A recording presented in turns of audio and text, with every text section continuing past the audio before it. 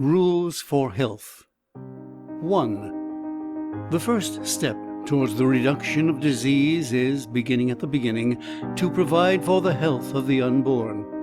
The error, commonly entertained, that marriageable men and women have nothing to consider except wealth, station, or social relationships, demands correction.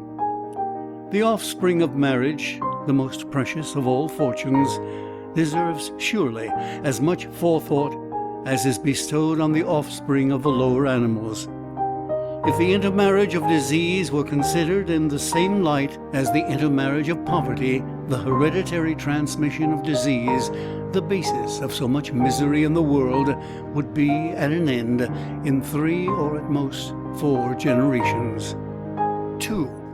Greater care than is at present manifested ought to be taken with women who are about to become mothers. Wealthy women in this condition are often too much indulged in rest and are too richly fed. Poor women in this condition are commonly underfed and made to toil too severely. The poor, as we have seen, fare the best, but both practically are badly cared for.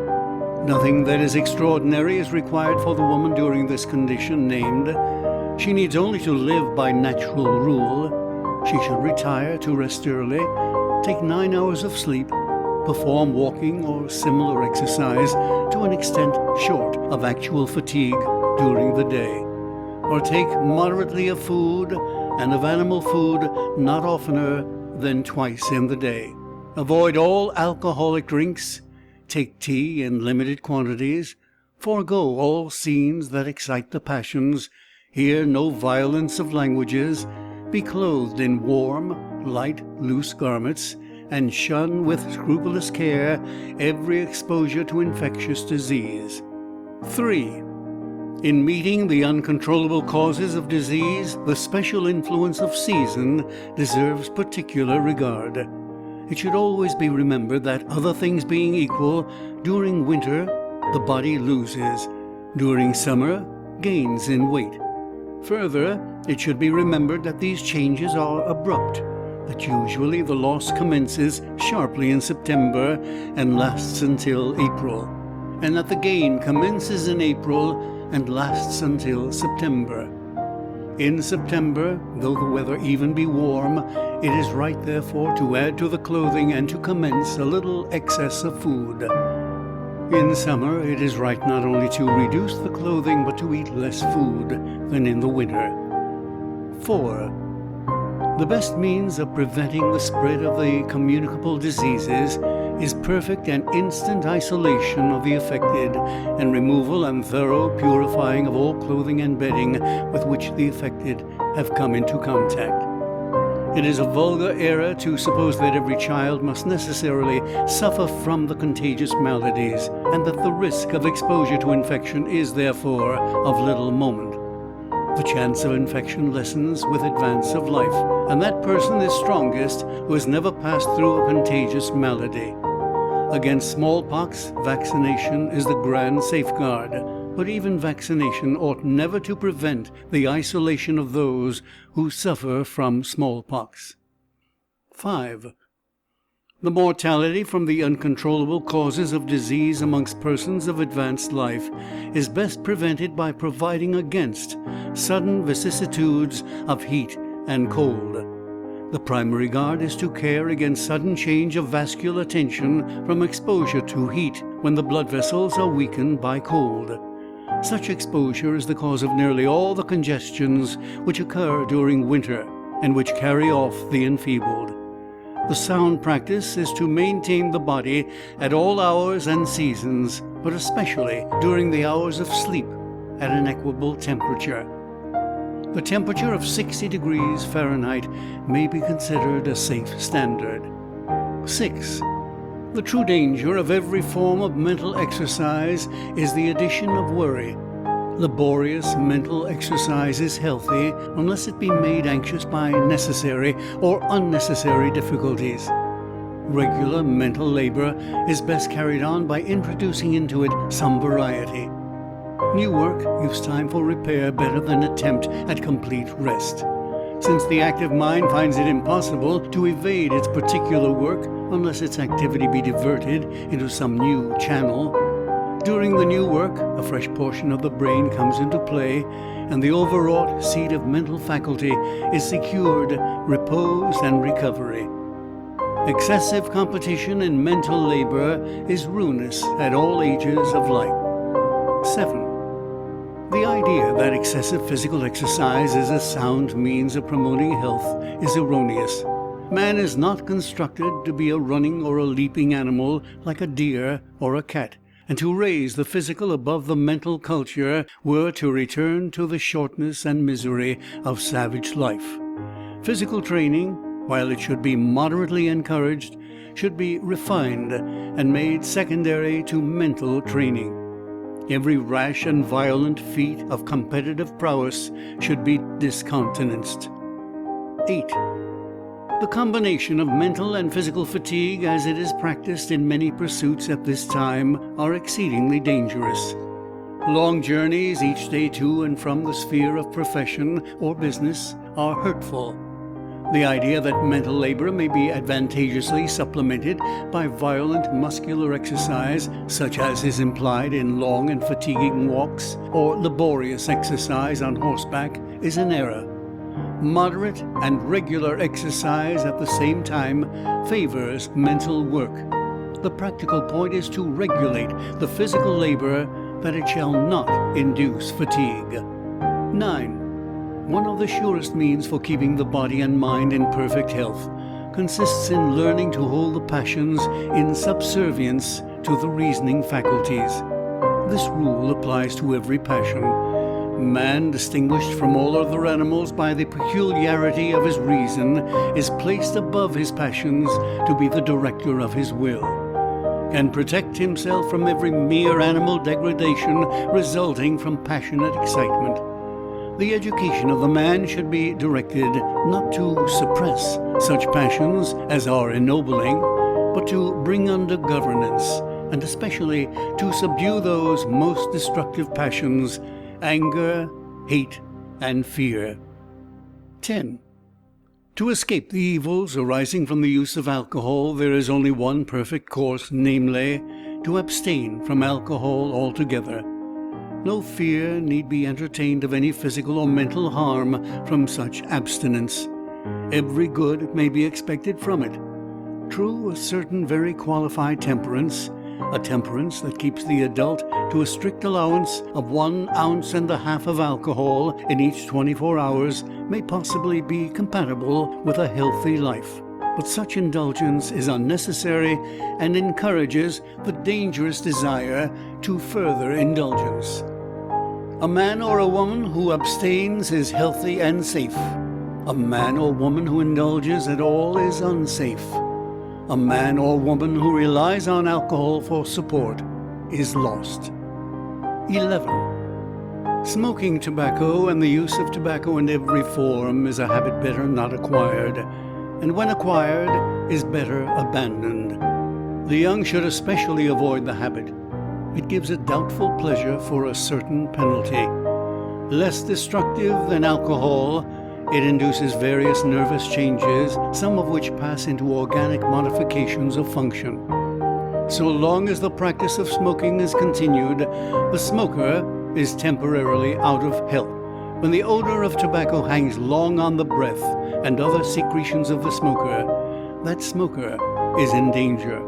Excessive smoking has proved directly fatal. 12. Indulgence in narcotics, opium, chloral, chlorodyne, ether, absinthe, and all others of the class, is an entire departure from natural law. Except under the direction of skilled opinion and for the cure of disease, the use of these agents is subversive of the animal functions and is a certain means of embittering and shortening life. It is doubtful whether the freedom of the subject ought to be permitted to extend to the uncontrolled self-indulgence in these poisons. The indulgence indicates an unsound reason, which requires to be governed by sound reason, temperately enforced. 13. The food on which the man who would be healthy should live should be selected so as to ensure variety without excess. Animal food should not be taken oftener than twice daily. The amount of animal and vegetable food combined should not exceed 30 ounces in the 24 hours, and for the majority of persons, an average of 24 ounces of mixed solid food, a third only of which should be animal, is sufficient. All animal food should be eaten while they are fresh and after they are well cooked. The habit of eating underdone flesh is an almost certain cause of parasitic disease. The amount of fluid taken in any form should not exceed an average of 24 ounces daily. Water is the only natural beverage. 14. To escape the injuries arising from impure air, it is necessary to attend to the following rules. To avoid the admission into closed apartments of air charged with any substance that offends the sense of smell. To avoid surcharging the air with vapor of water. To keep the temperature in every room as nearly as possible at the safe standard of 60 degrees Fahrenheit. To take ample means of allowing air to escape from the room by every available outward draft, by the chimney flue especially. To admit air freely at all times, and when a room is not in use and the external air is not charged with moisture, to allow the entrance of air from without through every window and door. 15. Occupations of every kind, however varied they may be, require to be alternated fairly with rest and recreation. It is the worst mistake to suppose that most and best work can be done when these aids are omitted. Strictly no occupation that calls forth special mental and physical work should fill more than 1/3 of the daily life. The minds of men of all classes ought now to be devoted to the promotion of a systematic method by which the productive labor of every life should be carried on within the limited term of 8 hours in the 24. The body of man is not constructed to run its completed circle under a heavier burden of labor. 16. Enforced idleness by those who have acquired wealth is always an error, so long as the health is good. Men of business should never actually retire while they retain fair bodily and physical faculty. It is one of the gravest of errors to attempt to enforce idleness on others from the mistaken sentiment of wishing to place them beyond the necessity for work. This is against nature. The earth, which is itself ever in motion, demands ever the motion of cultivation from its inhabitants, that it may be a garden properly arranged from age to age. Those, therefore, who have idleness thrust upon them by their progenitors should throw it off as if some necessity for work were equally theirs. By this plan they will live longest to enjoy the greatest happiness. 17. The natural duration of sleep is 8 hours out of the 24, and those who can secure this lead the soundest lives. It is best taken from 10 o'clock till 6. And it is most readily obtained by cultivating it as an automatic procedure. All stimulants, all excitements, all excessive fatigues, all exhaustions pervert sleep, even if they do not prevent it. The room in which sleep is taken should be the best ventilated and the most equably warmed room in the house. The air of the room should be maintained at the natural standard of 60 degrees Fahrenheit, and the body of the sleeper should always be kept completely warm. The bed should be soft and yielding. A regular tendency to sleep at other hours than the natural is a sure sign of error of habit or of nervous derangement. 18. Dress to be perfectly compatible with healthy life. Should fit loosely, should be light, warm, and porous, should be adapted to the season as to color, should be throughout every part of the clothing, upper as well as under, frequently changed, and should be at all times scrupulously clean. The wearing of clothes until they are threadbare is an invariable error in all that respects the health, to say nothing of the comfort of the wearer.